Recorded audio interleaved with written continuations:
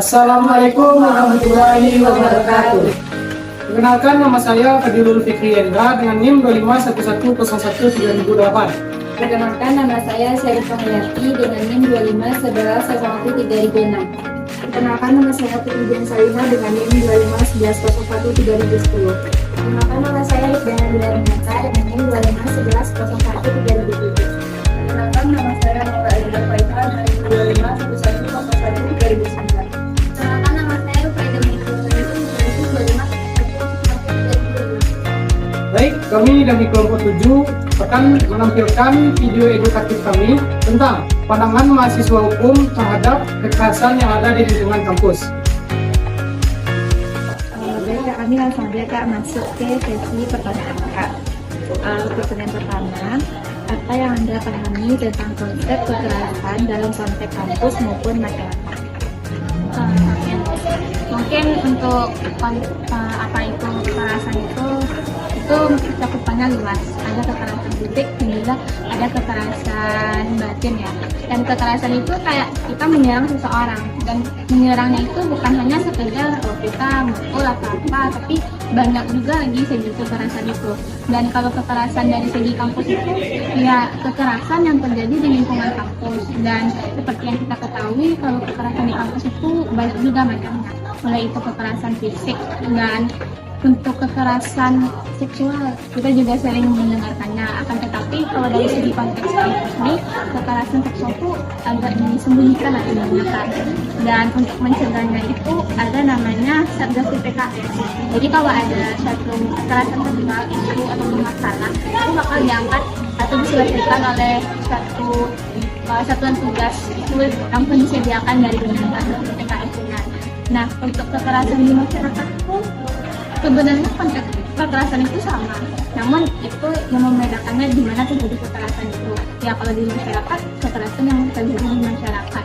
Seperti contohnya itu, misalnya kita di semua orang itu juga termasuk kekerasan. Kenapa? Karena kan semua orang itu ada orang yang masukin ke hati, ada yang nggak juga kan. Nah kalau orang itu masukin ke hati dan orang itu merasa dia down atau apa kan, itu bisa masuk ke dalam kategori kekerasan. Mungkin itu kurang lebihnya itu. Ini Kak, ini pertanyaan dari aku. Menurut Kakak, bentuk kekerasan apa yang paling sering terjadi di lingkungan mahasiswa? Di lingkungan mahasiswa ini sebenarnya beragam, tapi mungkin aku bisa menyampaikan satu persatu. Yang pertama itu kekerasan batin, kayak kita bersama orang. Kadang kan kita nganggap itu cuma bercanda kan, tapi pasti ada orang itu yang baperan. Nah itu bisa dia bawa ke hati, dan kata-kata orang itu bahkan sampai membuat orang itu tersebut merasa tertekan.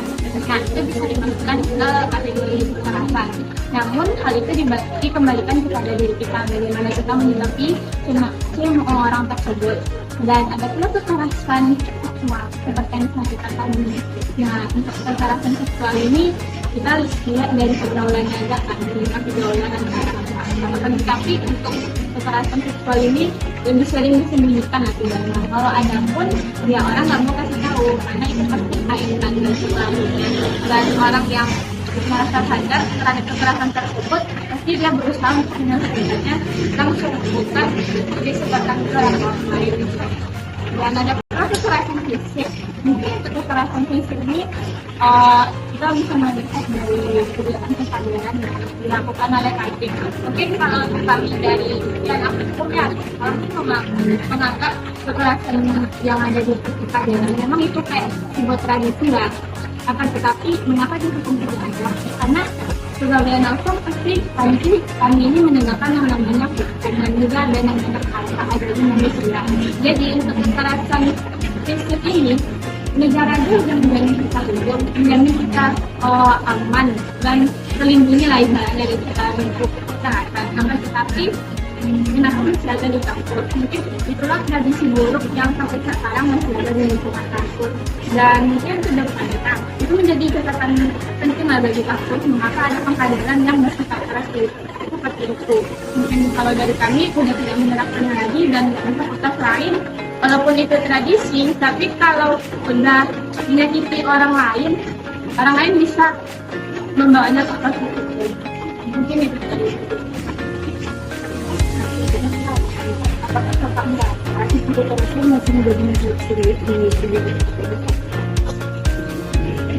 Kalau kekerasan itu masih ada sangat kalau itu kita harus peka dengan kekerasan itu.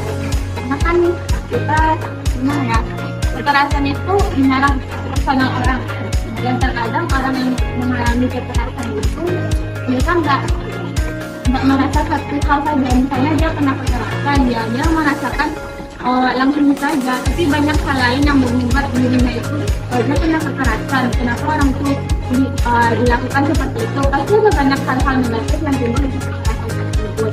Jadi sebagai anak kuliah, lagi-lagi anak rantau kan, pasti pikirannya nggak hanya itu. Dan apabila kena kekerasan, pasti itu menambah beban bagi yang kena atau menjadi korban kekerasan tersebut. Jadi apapun bentuk kekerasannya, kalau bisa kita lawan, karena kan kita dijamin untuk hidup aman oleh negara. Jadi sebetulnya Kak, terima kasih Kak bersedia untuk menjawab Ya, terima kasih kembali. Jadi saya Fadil Fikri MK, NIM 25111308. Dan saya Rizana Beresaka, ditemani 2511 di sini masyarakat orang tua kami, sumber kami itu nama saya Syaranya Belinda dari Fakultas Hukum Universitas Andalas dengan NIM 2510111131. Jadi di sini Kak, kami dari mahasiswa farmasi, kami ingin menanyakan kepada Kakak mengenai bagaimana pandangan terhadap pencegahan kekerasan ini menurut Kakak sebagai mahasiswa Fakultas Hukum Universitas Andalas gitu Kak. Yang pertama itu Kak, bagaimana nih pendapat Kakak mengenai upaya pencegahan kekerasan ini yang seharusnya itu dilakukan oleh pihak kampus Kak? Oke, makasih pertanyaannya. Jadi kalau menurut aku secara pribadi, apalagi sebagai mahasiswa hukum, dari universitas kita sendiri kan Universitas Andalas udah punya satuannya namanya Satgas PPPK. Jadi menurut aku dengan adanya Satgas PPPK itu sendiri, itu udah menjadi upaya yang cukup untuk menangani ataupun mencegah kekerasan-kekerasan yang ada di kampus gitu. Jadi pertanyaan selanjutnya Kak, apa peran mahasiswa, khususnya mahasiswa Fakultas Hukum seperti Kakak, dalam mencegah terjadinya kekerasan? Jadi menurut saya, apalagi sebagai mahasiswa Fakultas Hukum ya, harusnya mahasiswa Fakultas Hukum itu lebih tahu dengan peraturan-peraturan yang sekarang. Apalagi kan sekarang KUHP terbaru itu sudah disahkan. Jadi untuk kekerasan sendiri seperti sanksinya, dendanya, itu tuh udah diatur di KUHP terbaru.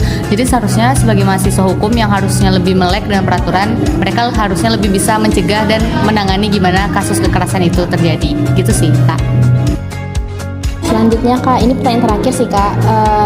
Menurut Kakak sebagai mahasiswa hukum, bagaimana pemahaman mahasiswa hukum ini terkait peraturan anti kekerasan, misalnya itu Permendikbudristek PPKS ini, apakah sudah memadai gitu Kak? Makasih pertanyaannya Kak. Jadi menurut saya untuk Permendikbudristek ini sendiri, kalau dari pemerintah pastinya sudah memadai karena itu kan peraturan yang bakal diberlakukan seluruh Indonesia. Tapi menurut saya untuk Permendikbudristek ini tuh tidak semua mahasiswa tahu, apalagi mahasiswa hukum, semuanya itu belum tentu tahu tentang Permendikbudristek. Jadi menurut saya, saran saya agar Permendikbudristek ini tuh bisa mencegah dan menangani kasus kekerasan di Universitas Andalas adalah seharusnya dari universitas sendiri harus lebih menggiatkan kayak kegiatan sosialisasi, edukasi supaya aturan-aturan dari pemerintah ini tuh semua orang bisa tahu, mahasiswa itu bisa tahu, jadi bisa mencegah dan menangani kasus kekerasan itu sendiri. Gitu sih Kak. Gitu ya Kak. Terima kasih sebelumnya ya Kak karena Kakak sudah bersedia menjadi narasumber kami. Untuk itu kami tutup dulu ya Kak. Assalamualaikum warahmatullahi wabarakatuh. Assalamualaikum warahmatullahi wabarakatuh. Perkenalkan, nama saya Naurani Nurfaiha dengan NIM 2511111309. Di sini saya akan mewawancarai narasumber saya yaitu Halo, perkenalkan nama saya Hatifah Putri Maharani dengan NIM 2410111060. Saya dari jurusan hukum. Baik, di sini saya dari mahasiswa farmasi ingin mengetahui bagaimana pandangan kakak terhadap pencegahan kekerasan sebagai mahasiswa hukum. Baiklah, saya akan mulai dari pertanyaan yang pertama, Kak. Yaitu, bagaimana seharusnya universitas menangani kasus kekerasan yang terjadi di lingkungan kampus? Oke, terima kasih Naura. Buat pencegahan dari universitas itu, yang pertama itu melakukan pendekatan kepada korban dengan berpihak lebih adil dan komprehensif terhadap korban yang terjadi karena pelaku kekerasan tersebut. Nah, lalu untuk pencegahannya itu mungkin dari universitas bisa melakukan sosialisasi apa itu tentang cara-cara pencegahan kekerasan atau enggak kalau misalnya sudah darurat sekali korban dari kekerasan tersebut bisa melakukan layanan pengaduan yang udah disediakan oleh universitas, yaitu ada namanya Satgas. Nah, Satgas di sana tuh para korban bisa melaporkan apa yang terjadi terhadap mereka dan identitas mereka disembunyikan oleh para petugas di sana. Kita terima kasih, Kak. Saya akan melanjutkan kepada pertanyaan yang kedua, yaitu menurut kakak bagaimana sebagai mahasiswa hukum, apakah sanksi terhadap pelaku kekerasan sudah cukup tegas atau perlu diperkuat kembali?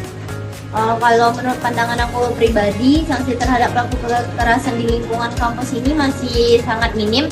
Contohnya pelaku masih dikasih yaitu skorsing, di skorsing beberapa hari, beberapa semester atau enggak lebih lebih enggak layaknya itu dengan dilakukan teguran.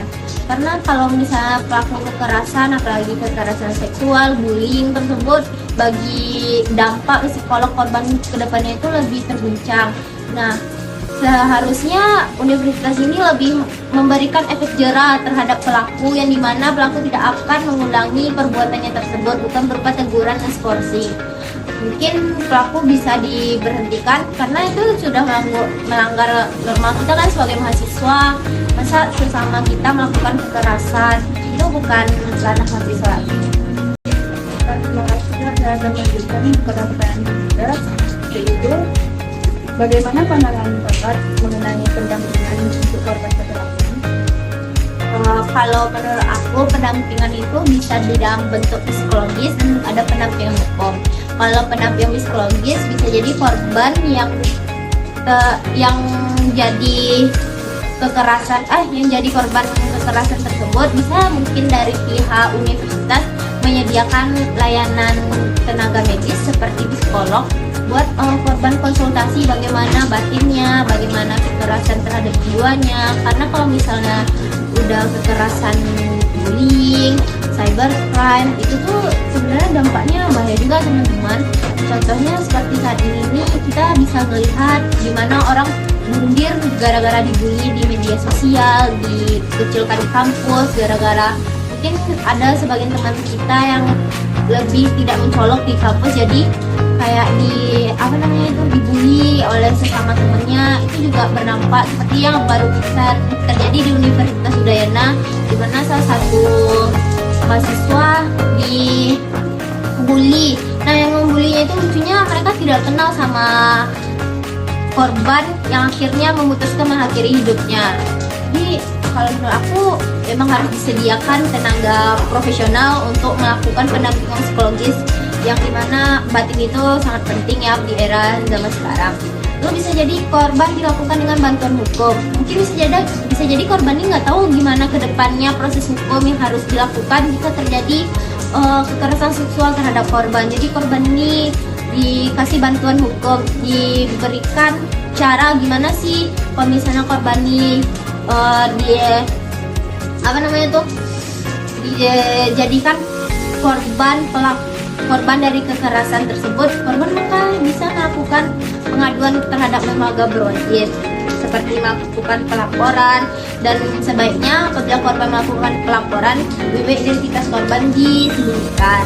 Lalu ada pula pendampingan administratif, itu mungkin bisa bantuan dalam urusan akademik seperti adanya cuti penyesuaian jadwal. Cuma kita nggak tahu kan, mana tahu orang tuh satu kelas. Jadi untuk mencegah korban mencegah korban agar tidak dikucilkan, jadi mungkin dari pihak kampus bisa mengatur agar orang ini nggak pernah ketemu lagi. Mungkin sekian sih dari aku. Baik Kak, terima kasih atas waktu dan penjelasan yang Kakak berikan, sangat bermanfaat Kakak. Dan ini saya akhiri wawancara ini dengan Assalamualaikum warahmatullahi wabarakatuh.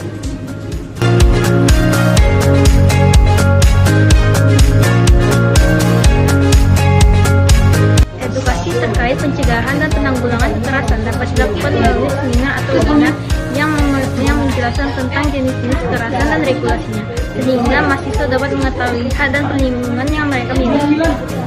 Selain itu, workshop seperti self-defense atau bystander intervention dapat membantu mahasiswa mengenali situasi berisiko dan membantu korban dengan cara yang aman.